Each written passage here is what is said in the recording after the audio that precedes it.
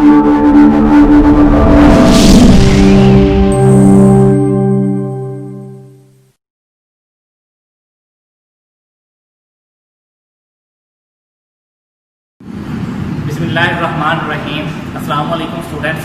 आज हम chapter number 11 organic chemistry का लेक्चर नंबर 19 पढ़ना स्टार्ट कर रहे हैं।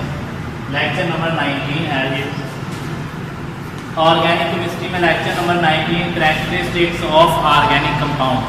ऑर्गेनिक कंपाउंड की खुसूसियात, यानी वो खुसूसियात जो सिर्फ और सिर्फ ऑर्गेनिक कंपाउंड में पाई जाती हैं, वो आज हमने पढ़नी है। इसलिए इसके लिए लफ्ज़ यूज़ होता है general characteristics of organic compound. Organic compound की आम खुसूसियात बताएं जो ऑर्गेनिक कंपाउंड में दूसरे कंपाउंड से यानी इनऑर्गेनिक कंपाउंड से डिफरेंट है। तो यहाँ पे मैंने टोटल 10 प्रॉपर्टीज लिखी हैं। तो सबसे बारी बारी पढ़ते हैं। नंबर 1 है ओरिजिन। ओरिजिन मीन निकलने की जगह। ये कंपाउंड कहाँ से निकलते हैं, कहाँ से हासिल होते हैं। तो जो ऑर्गेनिक कंपाउंड है, मैंने इधर लिखा है ऑर्गेनिक कंपाउंड का ओरिजिन प्लांट्स एंड एनिमल्स, यानी कि ऑर्गेनिक कंपाउंड पौधों और जानवरों में पाए जाते हैं। दूसरी साइड पे इनऑर्गेनिक कंपाउंड देखें तो ये रॉक्स या मिनरल, रॉक्स के नीचे, पत्थरों के नीचे मिनरल्स की सूरत में पाए जाते हैं, जैसे पेट्रोल हो गया, डीजल वगैरह, इस तरह की चीज़ें, या सोना हो गया, चांदी हो गया। ये जो चीज़ें हैं ये मिनरल कहलाती हैं। तो इनऑर्गेनिक कंपाउंड ज़्यादातर मिनरल्स की शक्ल में रहते हैं, जबकि ऑर्गेनिक कंपाउंड जानवरों में पाए जाते हैं, पौधों और जानवरों में। तो पहला डिफरेंस जो है वो ओरिजिन का हो गया, यानी कि हमने खसूसियत पढ़ी कि ऑर्गेनिक कंपाउंड जानवरों या पौधों में पाए जाते हैं। दूसरा कंपोजिशन। कंपोजिशन निकला है कंपोज ऑफ से, यानी बना हुआ। ऑर्गेनिक कंपाउंड किन एलिमेंट्स से बने हुए हैं, किन एलिमेंट्स के मिलने से बने हैं।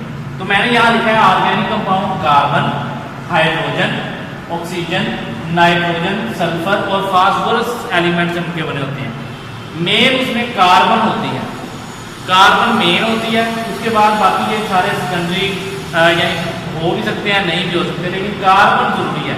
उसके बाद हाइड्रोजन दूसरे नंबर पे सबसे ज़्यादा जरूरी है, बाकी हो सकते हैं, नहीं भी हो सकते। जबकि इनऑर्गेनिक कंपाउंड इन एलिमेंट्स को छोड़ के, यानी कार्बन के अलावा बाकी जितने एलिमेंट्स हैं वो इनऑर्गेनिक कंपाउंड बनाते हैं। तो दूसरा डिफरेंस हमने कंपोजिशन का पढ़ा। तीसरा लिंकेज, बांड। इनके दरमियान आपस में बांड कौन सा होता है। जो ऑर्गेनिक कंपाउंड है इनमें कोवैलेंट बांड पाया जाता है, और इनऑर्गेनिक कंपाउंड में आयोनिक बांड पाया जाता है। आई से इनऑर्गेनिक, आई से आयोनिक बांड। इनऑर्गेनिक कंपाउंड में आयोनिक बांड होता है, और ऑर्गेनिक कंपाउंड में कोवैलेंट बांड, यानी ऑर्गेनिक कंपाउंड कोवैलेंट बांड के जरिए एलिमेंट्स जुड़े हुए होते हैं।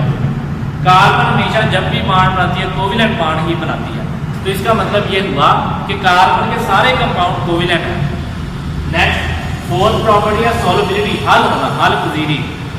आपको पता है कोवैलेंट कंपाउंड दो तरह के होते हैं, या पोलर कोवैलेंट कंपाउंड होंगे या नॉन पोलर। जो पोलर कोवैलेंट कंपाउंड होते हैं वो पोलर कंपाउंड में ही हल होते हैं, पोलर सॉल्वेंट में हल होते हैं, और जो नॉन पोलर होते हैं वो नॉन पोलर में ही हल होते हैं। तो इसका मतलब ये हुआ कि पोलर पोलर में हल होगा, नॉन पोलर में हल होगा। इसकी एग्जाम्पल मैंने लिखी है carbon tetrachloride, non polar compound, carbon tetrachloride, ether, benzene. Polar की लिख सकते हैं वाटर, अल्कोहल, एटसेट्रा। अब यहाँ पे ना ज़्यादातर जो covalent compound, organic covalent compound है, ज़्यादातर ये नॉन पोलर होते हैं। इसलिए हम ये कह सकते हैं कि ऑर्गेनिक कंपाउंड नॉन पोलर में हल होते हैं। सारे नहीं, ज़्यादातर नॉन पोलर होते हैं, कुछ पोलर भी होते हैं। 5 प्रॉपर्टी नंबर 5 है इलेक्ट्रिकल कंडक्टेंस। तो ऑर्गेनिक कंपाउंड में चूंकि कोवैलेंट बांड है, कोवैलेंट बांड आपको पता है जितने भी कोवैलेंट कंपाउंड होते हैं उनमें से बिजली कम गुजरती है।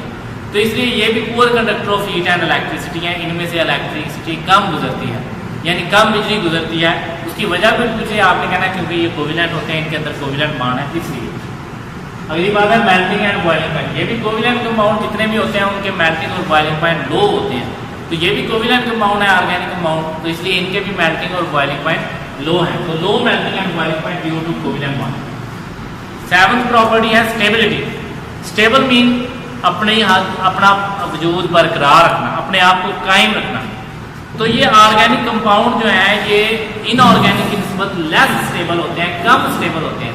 जब आपने देखा होगा पेट्रोल खुला छोड़ दें या आप हाथ में डालें तो पेट्रोल फौरन उड़ जाता है, ईथर उड़ जाती है, सेपरेट उड़ जाती है। उसकी वजह ये होती है कि वो स्टेबल नहीं है, स्टेबल नहीं है, वो अपना वजूद बरकरार नहीं रख पाते, एक शक्ल से दूसरी शक्ल में फौरन कन्वर्ट हो जाते हैं। उसकी वजह क्या है? उसकी वजह यह है कि दे आर वोलेटाइल, ये फौरन भाप बन के बुखारात बन के उठ जाते हैं, वोलेटाइल होते हैं। नेक्स्ट आ जाती है कंबस्टिबिलिटी, आग लगना, आतशगीरी, इन्हें आग लग सकती है या नहीं? ऑर्गेनिक कंपाउंड जितने भी हैं वो हाईली कंबस्टिबल होते हैं, यानी उन्हें ज़्यादा आग लगती है।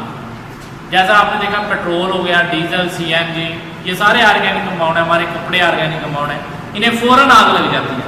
क्यों आग लग जाती है?